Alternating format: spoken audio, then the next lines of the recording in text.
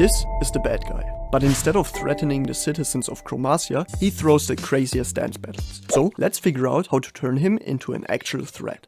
The plan is that the boss can only be damaged by hitting his magic chain, so I wanted one ability that makes the chain easy to hit, and that is spawning blobs. The two other abilities are his basic attacks, and the last ability is going to hurt a lot. But in this state, he doesn't damage anybody, so I gave him some brain cells in order to chase the player. Luckily, the code for spawning enemies wasn't complicated either, and just needed a little bit of regulation here and there. Now it will only trigger when no blobs are around, which makes killing blobs a valuable part of the boss fight. I even added a small camera shake, but didn't focus too much on polishing since I wanted to semi-prototype all the abilities first. The AoE attack throws out a couple of projectiles which can be outwalked if timed correctly or simply dodged with the paint dash. It felt a little underwhelming, so I decided to spawn stains that deal damage when you walk over them. But they were really hard to see, so I made a small smoke effect to increase visibility. And with that I moved on to the homing missile.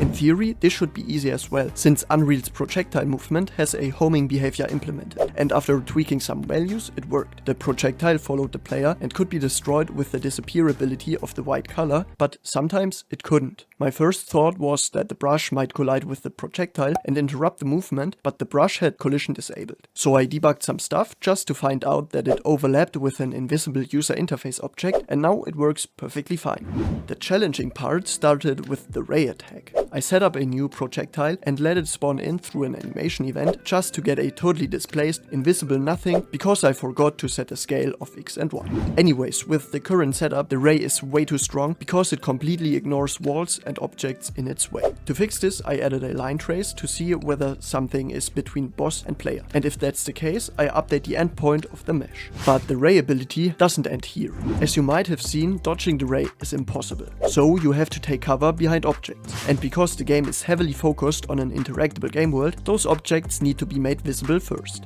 This gives Black a purpose in the boss fight as well, and requires you to think about your movement, which could be really interesting, or so I thought. But when I tested out all the attacks together, it was way too overwhelming, unbalanced, and accompanied by some new bugs, so at least I have enough to do in the stream this Monday. Yes, I decided to stream the development on Twitch, so feel free to join if you want to make me do some push-ups. And if you want to support me even more, make sure to wishlist Hues of Hope on Steam. But now, thanks a lot for watching, and to all my Patreons, especially Bruno Müller.